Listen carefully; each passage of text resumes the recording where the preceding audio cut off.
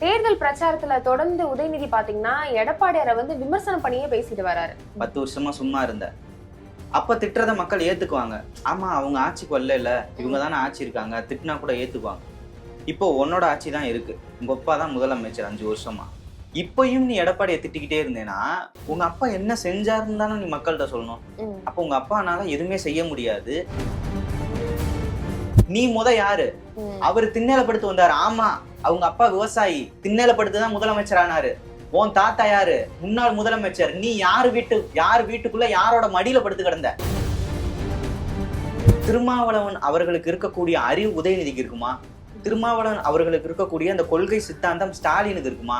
உனக்கு சமூக நீதினு என்னன்னு தெரியுமா? திருமாவளவன் அவர்களுக்கு இருக்கக்கூடிய சமூக நீதி பார்வை ஸ்டாலினுக்கு இருந்திருந்தா இந்த நாடு எப்படியோ உருட்டு இருக்கும். திருமாவளவன் அவர்கள் மாநில அரசியலுக்கு வருவது மிக சால சிறந்தது, சிறப்பு. இவரை மாதிரி ஒரு அறிவார்ந்த ஒரு அரசியல்வாதி தமிழக சட்டசபைக்கு போகணும், அங்க போய் பேசணும் குறைகளை. அப்பதான் இந்த ஸ்டாலின் செய்யற ஊழல்கள்லாம் வெளியில தெரியும். மக்களுக்கு எவ்வளவு பட்டியலின மக்களுக்கு துரோகம் செஞ்ச ஸ்டாலின், அவரை எதிர்த்து கேள்வி கேட்டா நீங்க என்ன பண்ணீங்க, மோடி வந்துருவான்னு ஒரு பிம்பத்தை கட்டமைக்கிறாரு.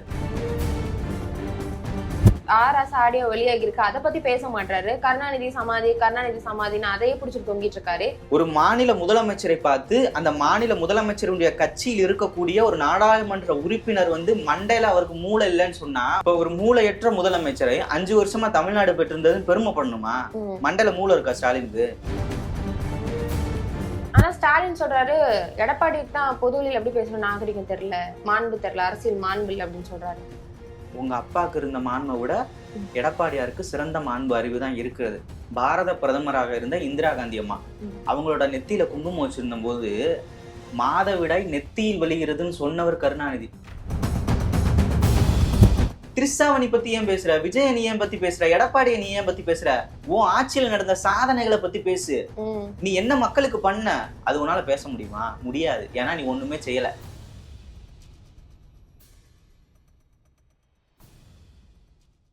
வணக்கம் சார். தேர்தல் பிரச்சாரத்துல தொடர்ந்து உதயநிதி பாத்தீங்கன்னா எடப்பாடியாரை வந்து விமர்சனம் பண்ணியே பேசிட்டு வராரு. என்ன காரணம்? ஏன் அப்படி எடப்பாடியாரை தாக்கிட்டே இருக்காரு உதயநிதி நீங்க நினைக்கிறீங்க? அவருக்கு அரசியல் ஒண்ணும் தெரியாது உதயநிதிக்கு. அவங்க அப்பா ஏதாவது நலத்திட்டங்கள் பண்ணியிருந்து, மக்களுக்கு ஏதாவது சேவை பண்ணியிருந்து, புதிய திட்டங்களை கொடுத்திருந்தா அவர் அந்த திட்டத்தை பத்தி பேசுவார். 2021க்கு முன்னாடி இந்த 10 ஆண்டுகள் திமுக ஆட்சியில் இல்ல, அப்பயுமே என்ன பண்ணாங்கன்னா திட்டிக்கிட்டே இருந்தாங்க. சரி, அப்பதான் நீ திட்டின, ஏன்னா நீ உன்ட்ட ஆட்சி இல்ல, 10 வருஷமா சும்மா இருந்த. அப்ப திட்டுறத மக்கள் ஏத்துக்குவாங்க. ஆமா, அவங்க ஆட்சிக்கு வரல, இவங்க தானே ஆட்சி இருக்காங்க, திட்டினா கூட ஏத்துக்குவாங்க. இப்போ உன்னோட ஆட்சி தான் இருக்கு, உங்க அப்பா தான் முதலமைச்சர் 5 வருஷமா. இப்பயும் நீ எடப்பாடியை திட்டிக்கிட்டே இருந்தேன்னா உங்க அப்பா என்ன செஞ்சாருன்னு தானே நீ மக்கள்கிட்ட சொல்லணும்.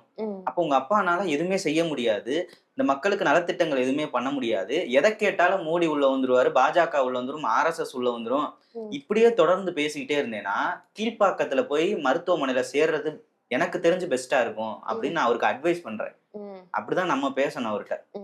இப்ப திருமாவளவன் பாத்தீங்கன்னா அவர் வந்து காட்டுமன்னார் கோயில்ல போட்டியிடுறதா இருந்தது. இப்ப திடீர்னு அதை வாபஸ் வாங்கிட்டாரு. காரணம் பாத்தீங்கன்னா திமுகவோட அழுத்தம் அதுக்கு பின்னாடி இருக்கு. ஏன்னா அவர் டெபுட்டி சிஎம் பதவி கேட்கிறாரு, அதனால ஸ்டாலின் அழுத்தம் கொடுத்து இந்த இதை போட்டியிடாம ஆக்கிட்டாரு அப்படின்ற மாதிரி எல்லாம் சொல்றாங்க. இது உண்மையா? எனக்கு தெரிந்து திமுகவின் கூட்டணியில் இருக்கக்கூடிய அங்க இருக்கவங்களோட கம்பேர் பண்ணும்போது திருமாவளவன் அவர்களுடைய அறிவும் அவருடைய சித்தாந்த கொள்கையும் திமுகல இருக்கிறவங்களுக்கு யாருக்குமே இருக்காது. அந்த அளவு அவரோட அதிகமான ஒரு கொள்கையை வச்சிருக்கவர், ஒரு சிறப்பான கொள்கையை வச்சிருக்கிறவர். அவர் கேட்கிற மாதிரி அவருக்கு துணை முதலமைச்சர் பதவி கொடுக்கறதா இருக்கட்டும், எக்ஸ்ட்ரா 10 சீட்டோ 15 சீட்டோ கொடுக்கறதா இருக்கட்டும், இதெல்லாமே கொள்கை பிடிப்புள்ளவன் எவனோ அவன் தான் கொடுப்பான். இப்போ நான் தான் பெரியார் கொள்கை பேசுறேன், நான் தான் அம்பேத்கர் கொள்கை பேசுறேன், நான் தான் இந்த தமிழ்நாட்டுல சமூக நீதியை செங்குத்தா நட்டு வைக்க போறேன் அப்படின்னு சொல்லி அப்பானும் மகனும் பேசுறாங்க. இப்ப நான் என்ன கேட்கிறேன்னா, திருமாவளவன் அவர்களுக்கு இருக்கக்கூடிய அறிவு உதயநிதிக்கு இருக்குமா? திருமாவளவன் அவர்களுக்கு இருக்கக்கூடிய அந்த கொள்கை சித்தாந்தம் ஸ்டாலினுக்கு இருக்குமா?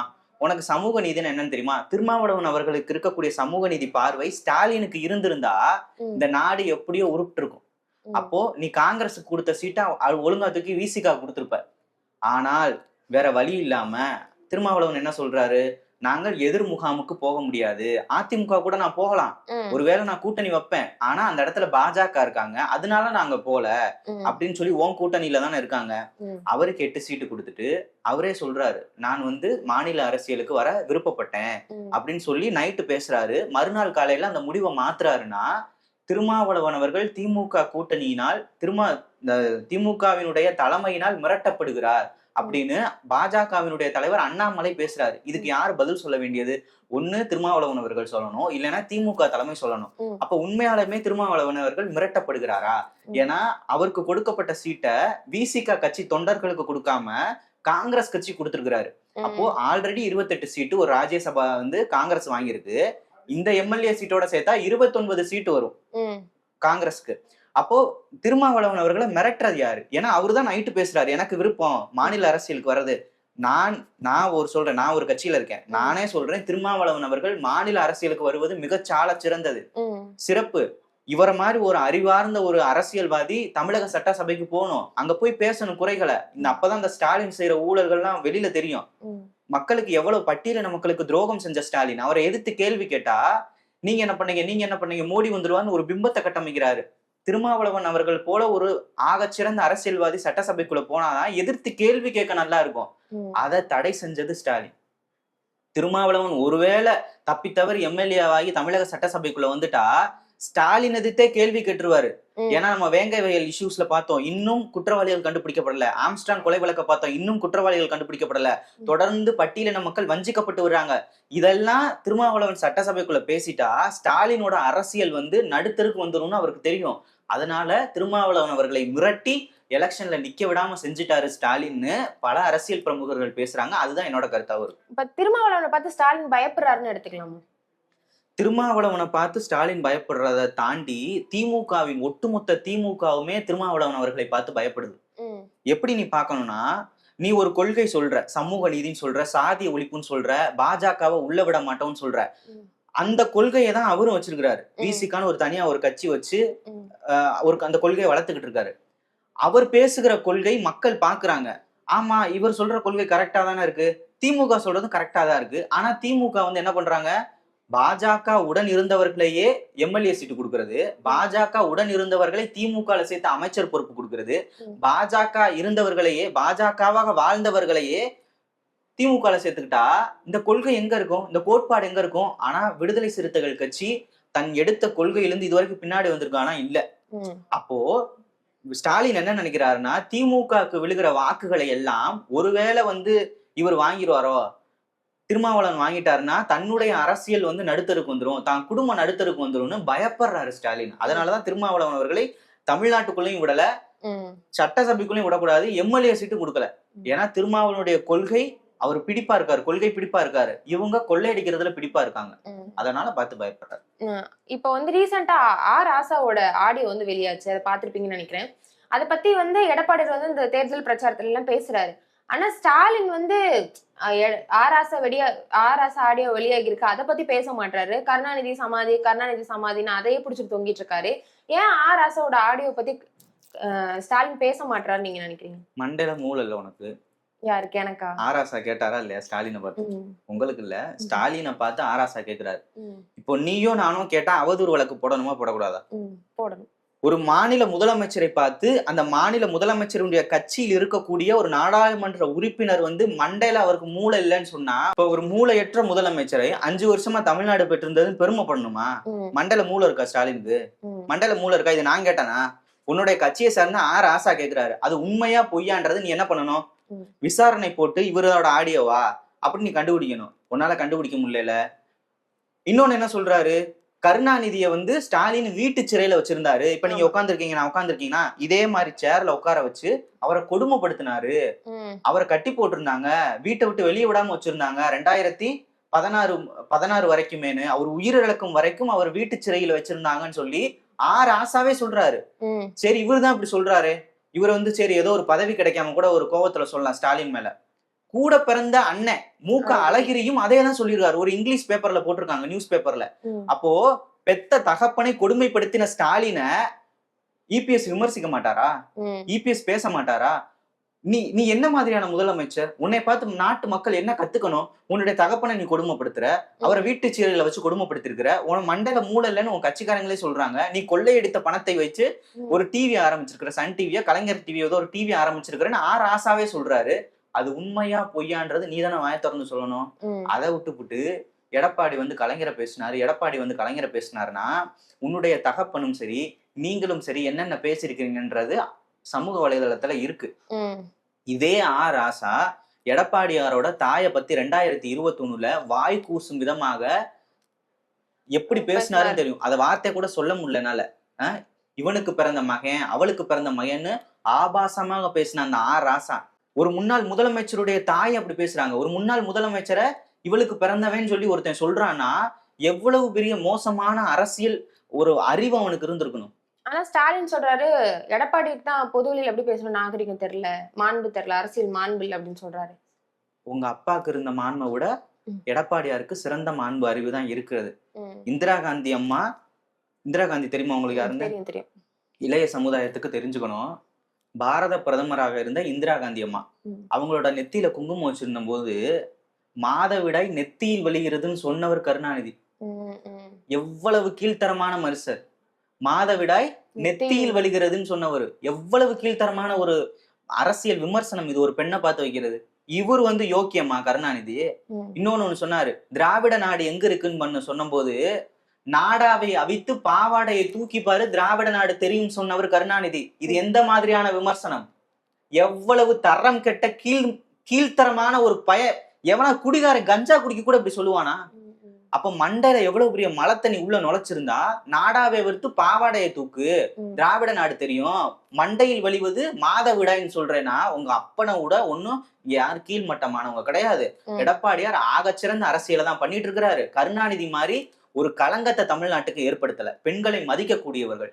புரட்சி தலைவி அம்மாவை சேலை கொடுத்து இந்த இதே சட்டசபையில இழுத்து அடிச்சவங்க தானே இந்த கூட்டம். இவங்க மாண்பை பத்தி பேசுறாங்களா? இவங்க நாகரிகமான அரசியலா? உதயநிதி ஸ்டாலினுக்கு என்ன வயசு? அந்த வயசுல நீ உனக்கெல்லாம் என்ன அரசியல் தெரியும்? எனக்கு தெரிந்த அரசியல் உதயநிதிக்கு தெரியுமா? மொட்டி போட்டு வந்தாரு, திண்ணையில படுத்து கிடந்தாரு, திடுக்குன்னு வந்தாரு. இதெல்லாம் என்ன வார்த்தை உனக்கு? இதெல்லாம் நீ என்ன உன் நண்பன்ட்ட பேசுறியா? ஒரு முன்னாள் முதலமைச்சர்கிட்ட நீ பேசுற, முன்னாள் முதலமைச்சரை விமர்சனம் வைக்கிற. தமிழக மக்கள் பார்க்காம இருக்காங்களா? நீ எப்படி வந்த? நீ ஏன் பால்டாயில் குடிச்ச கேப்பமா? நீ ஏன் பால்டாயில் குடிச்ச? நீ யாரு? அவரு திண்ணையில படுத்து வந்தாரு. ஆமா, அவங்க அப்பா விவசாயி, திண்ணையில படுத்துதான் முதலமைச்சர் ஆனாரு. உன் தாத்தா யாரு? முன்னாள் முதலமைச்சர். நீ யார் வீட்டுக்குள்ள யாரோட மடியில படுத்து கிடந்த? ஒரு ஸ்கிரீன்ஷாட் ரெக்கார்டு வந்துச்சா இல்லையா அவரோட இன்ஸ்டாகிராம் பேஜ்ல? நீ யார் மடியில படுத்து முதலமைச்சரான? நம்ம கேட்க முடியுமா? கேட்க முடியாது. ஏன்னா அதிமுக என்பது நாகரிகமான அரசியலை எடுத்துக்கொண்டு போறது. அதனாலதான் எடப்பாடியார் வாயை மூடிட்டு இருந்தாரு. ஆனா இவங்க ரொம்ப அநாகரிகமான அரசியலை பேசுறது தொடர்ச்சி ஆயிடுச்சு. இப்ப நீங்க பாத்தீங்கன்னா தெரியும், ஸ்டாலின்ல ஆரம்பிச்சு உதயநிதி ஸ்டாலினா இருக்கட்டும், ராசாவா இருக்கட்டும், ஆபாசமான வார்த்தைகளை தொடர்ந்து பேசிக்கொண்டே இருப்பாங்க.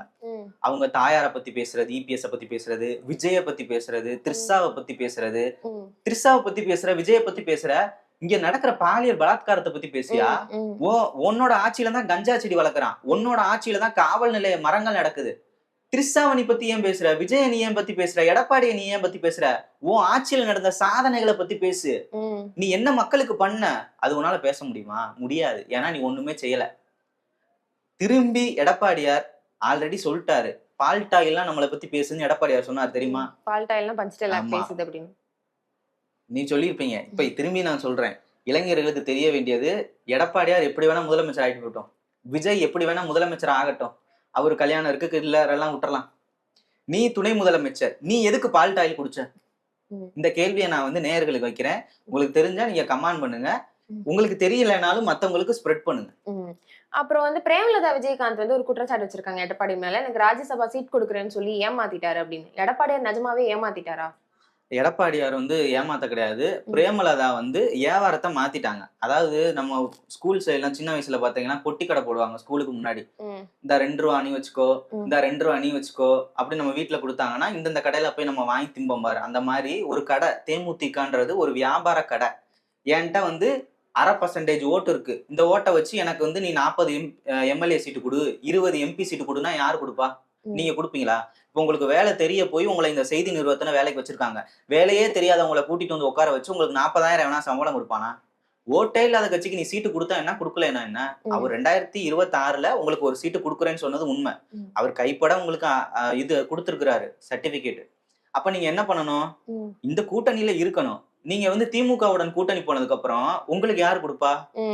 1/2% ஓட்டு இருக்க உங்களுக்கு எம்பி சீட்டு கொடுக்குறாருன்னா எவ்வளவு பெரிய மூலக்காரரா இருப்பாரு ஸ்டாலின்.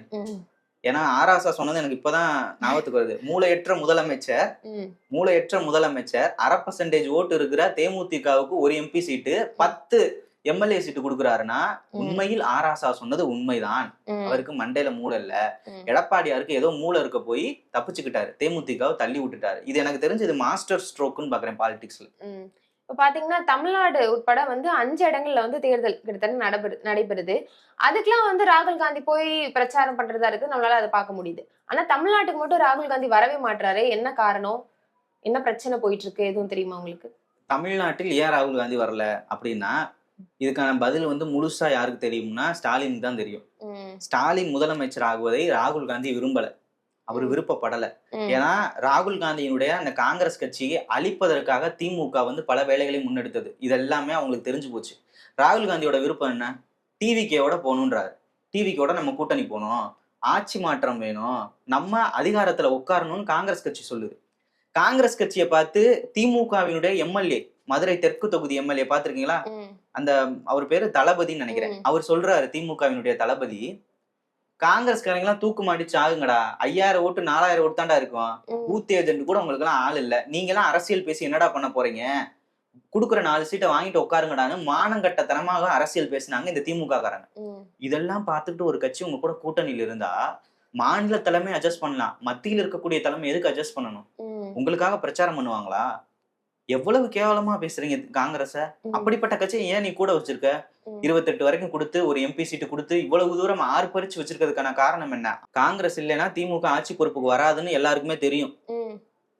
அதேதான் நிகழ்வு. இன்னொரு விஷயம் என்னன்னா, ராகுல் காந்தி விருப்பப்படல ஸ்டாலின் முதலமைச்சர் ஆவத. உதயநிதி ஸ்டாலின் அமைச்சரவையில் அமருவதையும் அவர் விருப்பப்படல. காங்கிரஸ் கட்சியில் இருக்கக்கூடிய ஒரு ஆள் துணை முதலமைச்சராக வர வேண்டும். ஒருவேளை தொங்கு சட்டசபை அமர்ந்தால் இந்த தமிழ்நாட்டுல காங்கிரஸ் வந்து மாஸ்டர் பிளான், லைக் நீங்க கர்நாடகா மகாராஷ்டிரா பார்த்த மாதிரி நடத்தலாம்னு ஒரு பிளான்ல ராகுல் காந்தி இருக்காரு. அதனாலதான் தமிழ்நாட்டு பக்கம் வரல. அதே மாதிரி திமுக கூட்டணியில இருக்கிற விசிகா, கம்யூனிஸ்ட் கட்சிகளுமே பிரச்சாரத்துல இன்னும் தொடங்குற மாதிரி தெரியல. இப்படி தேர்தலுக்கு முன்னாடியாச்சும் தொடங்குவாங்களா? ஏமா நீ ஏதாவது ஒண்ணு செஞ்சிருந்தா நீ பிரச்சாரத்தை தொடங்கி நான் இது செஞ்சிருக்கேன் எனக்கு ஓட்டு போடுன்னு கேட்கலாம். இப்ப எடப்பாடி வந்து 5 வருஷமா ஆட்சியில் இல்ல. அவரு சொல்றாரு, நான் 11 மருத்துவக் கல்லூரிகள் கொண்டு வந்தேன், இத்தனை கலை அறிவியல் கல்லூரிகள், 7-8 சட்ட கல்லூரிகள் கொண்டு வந்திருக்கிறேன், அம்மா மினி கிளினிக் கொண்டு வந்தேன், இதெல்லாம் அவர் சொல்றாரு. எனக்கு ஓட்டு போடுங்க, அம்மா உணவகம் கொண்டு வரேன், தாலிக்கு தங்கம் திட்டம் கொண்டு வரேன்னு சொல்றாரு. மக்கள் ஓட்டு போடுவாங்க. இது பிரச்சார யுக்தி. விஜய் என்ன சொல்றாரு? நான் ஆட்சிக்கு வந்தால் தாய்மாமன் சீர் கொடுக்குறேன், என்னென்னமோ ஒரு சில திட்டங்கள்லாம் சொல்றாரு.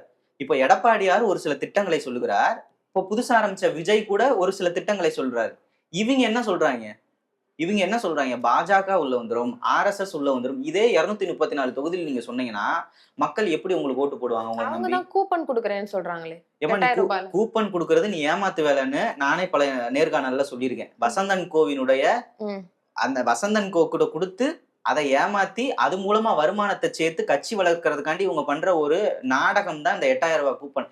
8000 வச்சு நீ என்னமா வாங்க முடியும்? உன்னால ஒரு ஹேர் ட்ரையர் வாங்க முடியுமா? இவங்க சொல்றாங்க வாஷிங் மிஷின் வாங்கலாம், ஃப்ரிட்ஜ் வாங்கலாம்னு. 8000 வச்சு யாரு வாஷிங் மிஷின் கொடுக்கறது?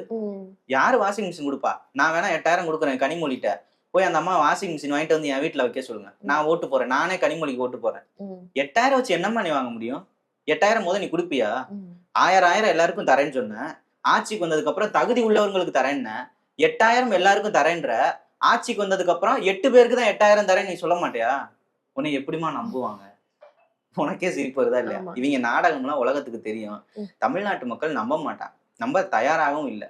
8000 நீ வச்சுக்க, நீ 8 வருஷமா ஆட்சியும் வேணாம், 10 வருஷம் ஆட்சி வேணாம், நீ வீட்டுல அழகா கோபாலபுரத்துல உட்காரு, நீ வந்து சுட்டி டிவியும் இந்த சோட்டா பீம் படம் பார்த்துட்டு முதலமைச்சர் பிக் பாஸ் பாப்பாரு, அவரோட பையன் சுட்டி டிவியும் சோட்டா பீம் பாப்பாங்க, இது போதும் உங்களுக்கு. இல்லைன்னா பேரனை வச்சு இட்லி கடை படம் எடுத்தாங்க. வருங்காலங்கள்ல அதே இன்ப நிதியை வச்சு சட்னி கடை சாம்பார் கடன் படம் எடுத்து குடும்பத்தோட உட்காந்து முதலமைச்சரை பார்க்கட்டும். இதுதான் இவர் லாய்க்கு. நாட்டு நடப்பெல்லாம் தெரியாது. அப்புறம் எங்க தேர்தல் பிரச்சாரம் நீங்க பண்ண போறீங்க? நாட்டுல என்ன நடக்குதுன்னு தெரியுமாமா உனக்கு? எத்தனை பேர் போராடிட்டு இருக்காங்கன்னு உனக்கு தெரியுமா? தினம் தினம் படுகொலைகள் நடக்குது தெரியுமா? பெண்கள் எவ்வளவு பேர் பாலியல் பலாத்காரம் ஆறாங்கன்னு தெரியுமா? எத்தனை அரசியல் கட்சிகள் தலைவர் படுகொலை செய்யப்படுறாங்க தெரியுமா? எதுவுமே தெரியாம எடப்பாடியார் திண்ணையில படுத்து கிடந்தாரு. எடப்பாடியார் மொட்டி போட்டு வந்தாரு. டேய், அவர் மொட்டி போடுறாரு, மொட்டி போடல. நீ என்னத்தை நட்டு வச்ச புடுங்கினதுக்காண்டி 5 வருஷம் ஆட்சியில இருந்தேன்னு மக்கள் கேட்பாங்களா கேட்க மாட்டாங்களா? ஓ மயன் என்னத்துக்காண்டி பால்டாயில் குடிச்சாரு? நீ எதுக்கு மவுண்ட் ரோட்ல கார்ல? புரியுதா நான் சொல்ல வர்றது என்னன்னு? புரியுது. எல்லாமே தோணுனா நாரி போயிருமா? அரசியல்ன்றது நம்ம என்ன பண்ண போறோம்னு சொல்லணும். ஒரு அரசியல் தலைவருக்கு என்ன ஒரு ஆகச்சிறந்த விஷயம், நான் என்ன பண்ண போறேன் அதை சொல்லணும். நான் எதுவுமே பண்ணல, நான் உன்னை குறை சொல்லிட்டே தான் மக்கள் எப்படி ஆதரிப்பாங்க? அதுதான் இங்க நடக்குது. பிரச்சாரம்லாம் பண்ண மாட்டாங்க. இந்த தேர்தல்ல தோல்வின்றது அவங்களுக்கே தெரியும். ஆட்சி மாற்றம் வரப்போகிறது, அவங்களுக்கு திமுகவுக்கு தெரியும். அதனால அடக்கி வச்சுட்டு இருக்காங்கன்னு தான் நம்ம பார்க்கணும். இப்போ விஜய் எடுத்துக்கிட்டீங்கன்னா, இப்போ வேட்பு மனு தாக்கல்லாம் எல்லாரும் பண்ணிட்டு வராங்க. இப்போ விஜய் பண்ணும்போது பாத்தீங்கன்னா மிஸ்டேக் மேல மிஸ்டேக்கா வருது. என்ன அப்படின்னா, ஒரு இதுல ஏஜ் 52 கொடுத்திருக்காரு, இன்னொரு 51 கொடுத்திருக்காங்க.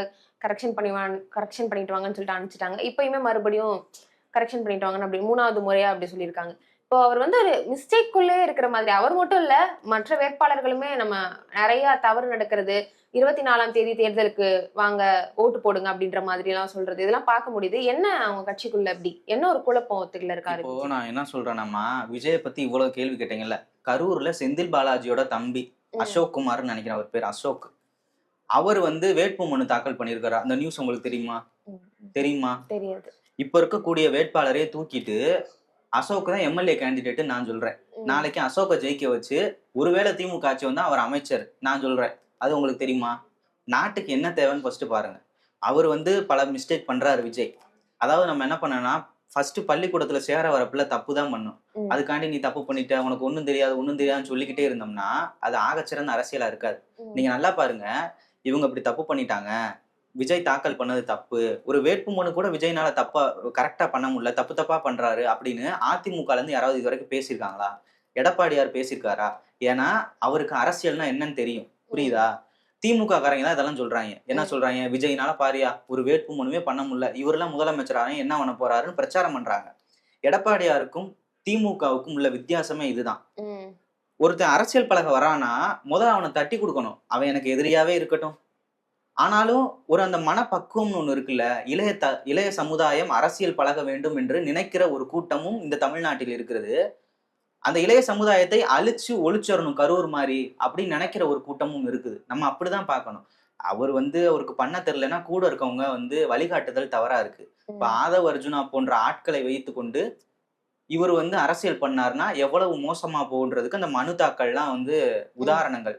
சபரீசன் கூட இருந்தவர் தான் இந்த ஆதவ் அர்ஜுனா. இன்னைக்கு நிக்கிற அண்ணா நகர் கார்த்தி மோகனோட கூட இருந்தவர் தான் இந்த ஆதவ் அர்ஜுனா. திமுகவினுடைய ஏ டீம் பி டீம் எல்லாம் கிடையாது, பியூர் டிஎம்கே டீமே இவர் தான் ஆதவ் அர்ஜுனா. விஜயை தோற்கடிப்பதற்காக என்ன வேலைகள் எல்லாம் திமுக செய்யணுமோ அதை விஜயுடன் இருந்து ஆதவ் அர்ஜுனா செஞ்சு கொண்டிருக்காரு. அதனுடைய வெளிப்பாடுகள் தான் ஆங்காங்கே பாட்டில் எடுத்து அடிக்கிறது. அவருமே ஓட்டு கேட்டிருந்தாரு, டிஎம்கே ஓட்டு போடுங்க அப்படின்னு. டிவி கேக்குன்னு சொல்றதுக்கு பதிலா டிஎம்கே ஓட்டு போடுங்கன்னு கேட்டாரு. ஒரு சில தொகுதியில விசிகா ஓட்டு போடுங்கன்னு கேட்டாரு. ஒரு சில தொகுதியில காங்கிரஸ்க்கு ஓட்டு போடுங்கன்றாரு. அவர் டிவிகேவா இல்லைன்னா இங்க டிவிகேவா விற்க வந்தவரான்னு தெரியாத அளவுக்கு மாறிட்டாரு. ஏன்னா அவருக்கு அரசியல் புரிதல்லாம் கிடையாது, ஆகச்சிறந்த அரசியல்வாதி எல்லாம் கிடையாது. லாட்டரி டிக்கெட் வித்து அரசியல்ல வந்தவர்கள் சஸ்டெயின் பண்ணதா சரித்திரம் கிடையாது. ஏன்னா லாட்டரி டிக்கெட்டை ஒழிச்சதே அதிமுக தான். அப்படிப்பட்ட இயக்கத்திற்கு எதிராக இவர்கள் எல்லாம் வேலை செய்வது இவர்களே அழிஞ்சு போறாங்க அப்படின்னு தான் காட்டுது. ஆதவ் அர்ஜுனா எனக்கு தெரிஞ்சு கரூர் இன்சிடென்ட் சிபிஐ விசாரணை வெளியில வந்துச்சுன்னா அவர் ஜெயிலுக்கு போறது உறுதின்னு தான் நானும் நினைக்கிறேன். ஓகே சார், பல்வேறு கருத்துக்களை பகிர்ந்து கொண்டமைக்கு நன்றி. நன்றி. அரசியல்ல உண்மையா என்னதான் நடக்குது தெரிஞ்சுக்க நாளை நமதே சேனலை சப்ஸ்கிரைப் பண்ணுங்க.